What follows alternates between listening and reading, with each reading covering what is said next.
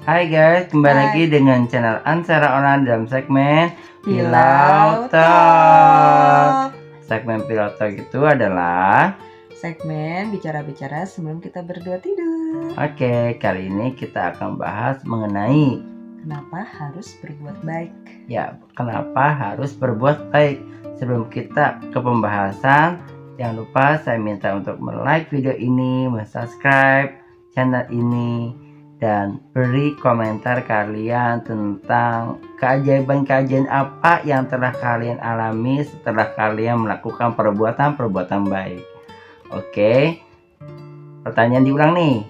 Kenapa sih kita harus berbuat baik? Kenapa sih? Kenapa yuk? Kenapa ya? Jawabannya adalah Karena yang aku pegang banget sebenarnya Al-Quran Al-Isra ayat 7, bahwa kebaikan kita untuk diri kita sendiri, keburukan kita untuk diri kita sendiri. Orang lain hanya merasakan dampak dari perbuatan kita.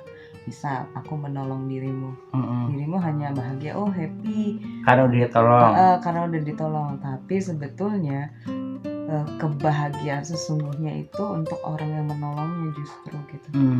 Ada kesenangan, ada kebahagiaan, merasa diri berguna untuk orang lain gitu. Dan itu aku sangat rasakan. Jadi sekarang ayat itu sebagai pegangan untuk lebih berhati-hati dalam bertindak sih, karena udah mengalaminya ya.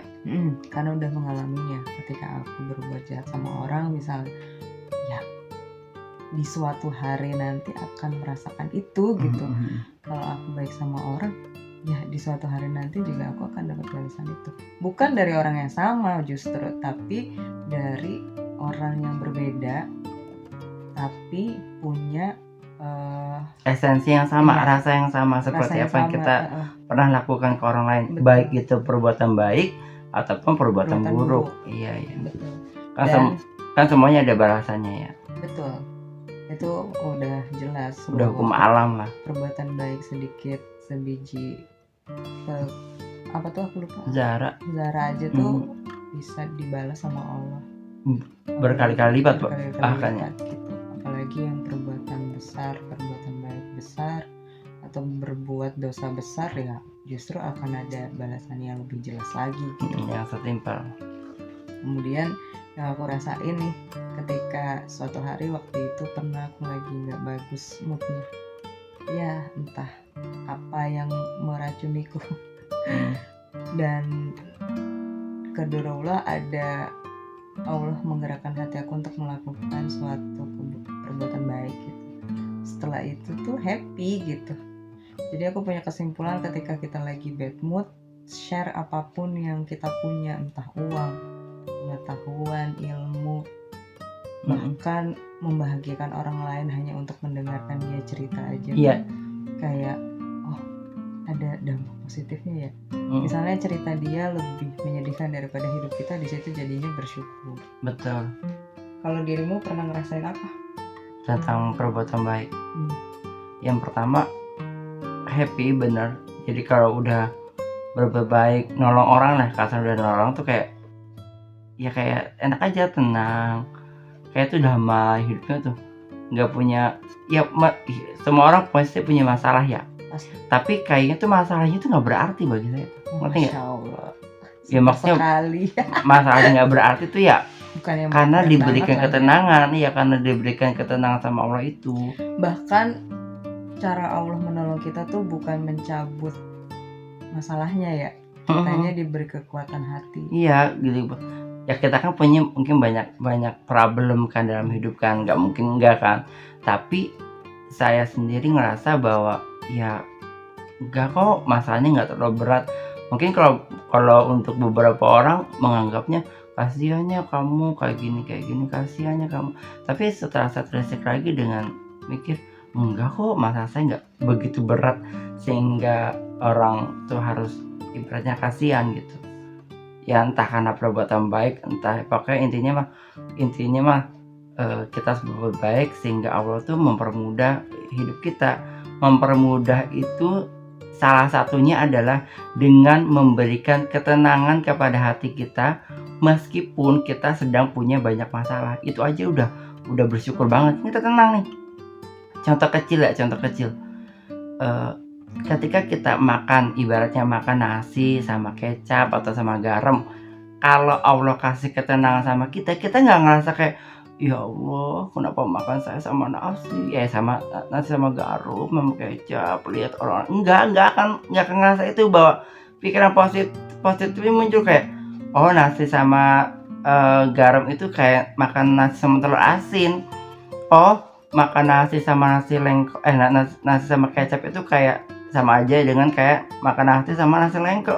Udah, karena Allah itu yang udah ngasih ketenangan gitu.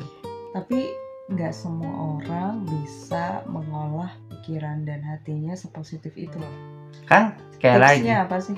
Sekali lagi, ya nggak ada tipsnya.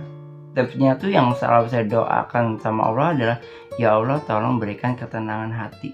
Jadi mau apapun keadaannya, diberikan ketenangan gitu, maupun masalahnya kayak gimana, mau ada badai, mau ada badai kan diberikan ketenangan. Namanya manusia nggak luput dengan hilaf atau nggak stabil. Mungkin stabil, ada emosi sedikit, tapi bisa cepat switch untuk nggak sampai berhari-hari terus emosi atau segala macam, terus tenang lagi, rilis lagi, dikasih pikiran positif, dikasih pandangan positif. Itu sih ya, salah satunya adalah dengan berbuat baik itu. Yang kita berbuat baik, kita juga menyenangkan orang lain, kita juga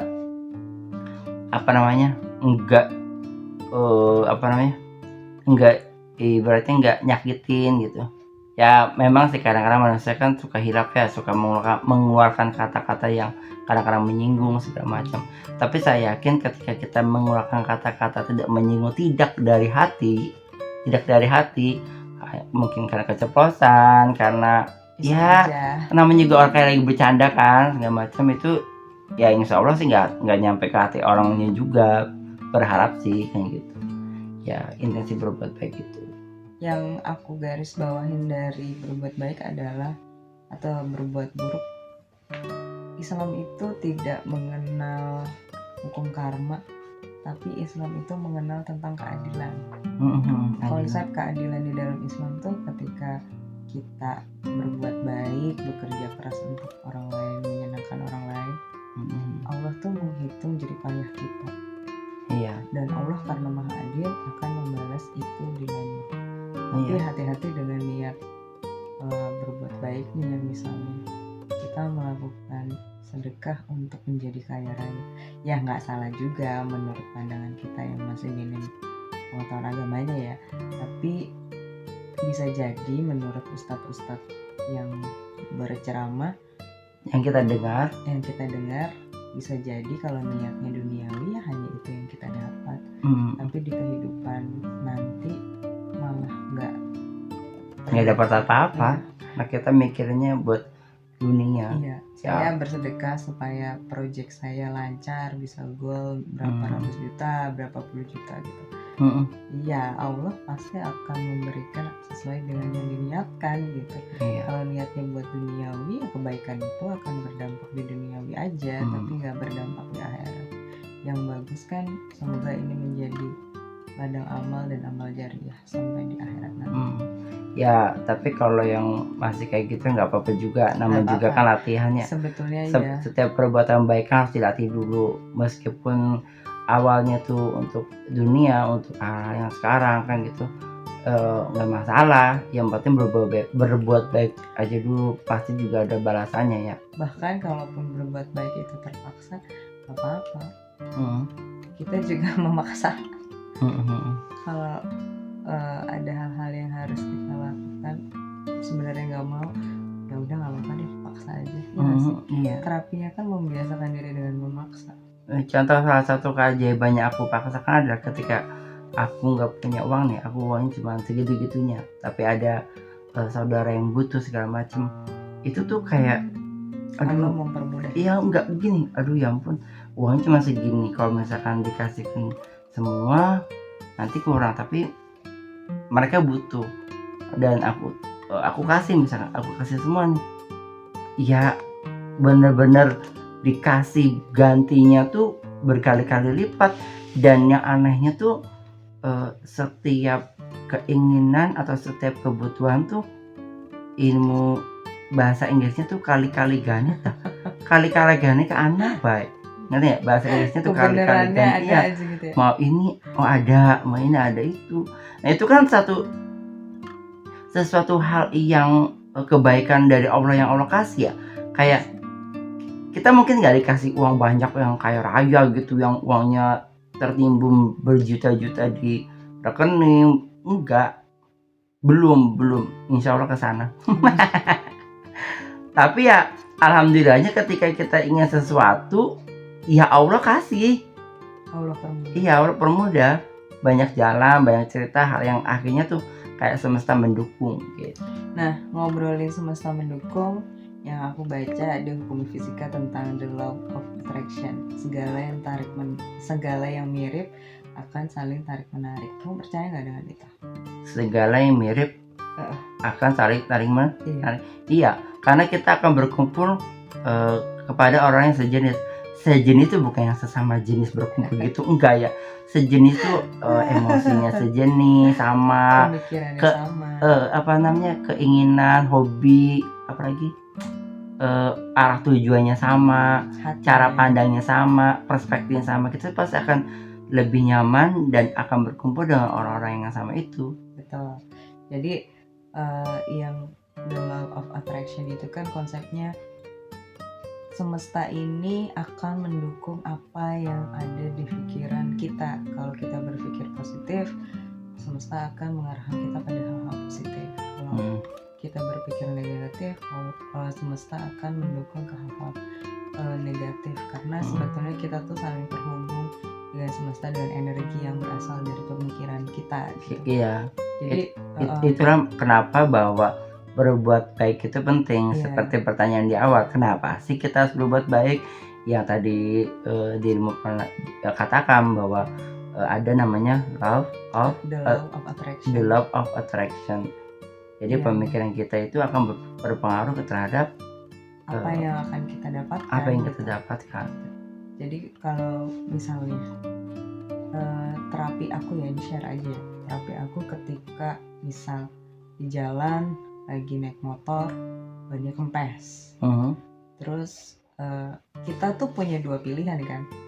Satu, mengeluh, mengeluarkan energi negatif. Kenapa sih? Lagi buru-buru motornya bocor misalnya bannya. Tapi kita juga ada pilihan untuk berpikir positif. Oh, bisa jadi ini salah satu cara Allah untuk menggugurkan dosa saya di masa lalu dengan kesusahan ini gitu. Ujian kesabaran ya. Kalau kita sabar kan ada pahala dan pengguguran dosa itu. Yang aku yakini ketika ada kesusahan sebetulnya baik buat diri kita. Tapi bagaimana kita mengolah perspektif itu menjadi positif kan. Sebuah kejadian jadi positif kan susah, latihannya seumur hidup. Makanya selalu gini, ketika punya masalah tuh selalu ngambil berpikir dari sudut pandang positif. Jangan berpikir pada sudut pandang negatif. Makanya kita punya dua pilihan nih, mau berpikir negatif, ngedumel, marah-marah, kesal, menyalahkan keadaan, dan bahasa kasarnya menggugat Tuhan. Yang kedua, contohnya menggugat Tuhan tuh kayak gimana? Menggugat Tuhan kayak gini. Ada hujan. Apa sih hujan? Harusnya kan jangan hujan dulu. Saya kan mau ketemu klien, mau janjian, mau deal pekerjaan. Kenapa sih harus mogok? Saya kan motor nih nggak kesiangan. Kenapa sih harus mogok? Kenapa sih Allah tuh ngasih motor mogok kayak gini? Kenapa sih? Iya, menyalahkan gitu. Jadi ibarat kata kalau saya ngasih makanan dirimu, kenapa sih ngasih makanannya ini? Aku sebagai pemberi makanan kan, kenapa sih nggak bersyukur aja gitu? Iya. Mungkin Allah kalau bisa ngomong juga berpikir bicara, kenapa sih nggak bersyukur aja gitu kan? Itu pemikiran cetek aku gitu. Jadi ketika mengalami hal-hal negatif, ya pilihlah yang bisa menenangkan dan menjadi ladang pahala kita. Mudah bicaranya tapi susah emang dipraktekin dia. Butuh latihan. Butuh latihan seumur hidup ya. Kita juga kan masih latihan untuk selalu berpikir positif. Contoh kecil aja, kayak misalkan tiba-tiba pagar nabrak gitu. The first time marah kan, kesel. Kenapa? Manusiawi. Karena ketika kita dalam kondisi nggak stabil pasti akan terjadi. Tapi kan rilis, oh ya udah nggak apa-apa. Terus udah kejadian aja, kenapa harus marah-marah? Udah ikhlaskan. Pilih hal-hal yang positif yang sehingga jadi kita tenang lagi, nggak berlarut-larut. Makanya buat aku ya, orang tuh harus tahu tujuan hidupnya apa. Ketika orang punya tujuan hidup ketenangan batin, dia akan mencari pemikiran, perasaan, lingkungan, tontonan, yang pendengaran, baik-baik, bacaan yang menenangkan hati. Ya. Dia nggak akan mencari tontonan atau yang lain sebagainya itu yang merusak jiwa gitu. Contoh, saya tidak menyalahkan ya, tapi yang buat nonton. Tapi ada banyak sinetron Indonesia yang alur ceritanya mengobok-ngobok emosi orang, bikin orang jadi jengkel, marah, kesal. Dan aku akan menghindari itu sih.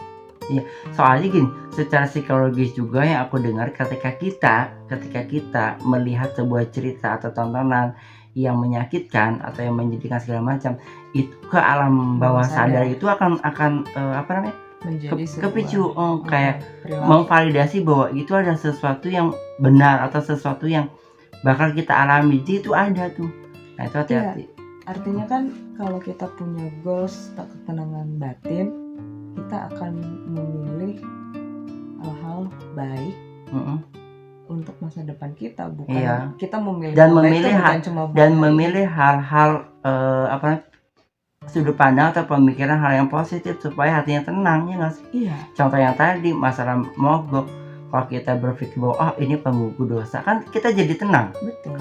Kalau misalnya kita ngedumel, yang ada bukan tenang, ada emosi, kan gitu. Aku juga kalau bacok nantinya. Betul. Aku punya teori gini. Ketika orang ngedumel, sebetulnya dia belum kenal diri dia sendiri dan bagaimana. Bukan yang aku tahu ya, tapi aku ngerasain diri aku begitu gitu. Aku ngerasain ketika aku belum kenal konsep itu, aku ketika hal negatif datang tuh ya kayak ada, kenapa sih kamu gini. Tapi ketika aku legowo, bisa menerima, semua kan baik-baik aja. Tapi ketika batinnya belum menerima, kayak dibombardir dengan hal-hal, malah jadinya nggak tenang. Iya, the law of attraction itu.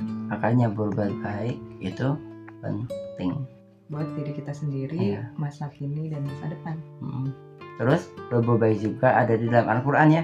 Betul. Surat perintah untuk berbuat baik ada di surat An-Nisa ayat 36. Jangan lupa dibaca. Udah sekian dulu karena waktu udah 18 menit. Takutnya kalian bosan ini ngomong apa sih ngalor gitu. Oke, jangan lupa like, komen, dan subscribe.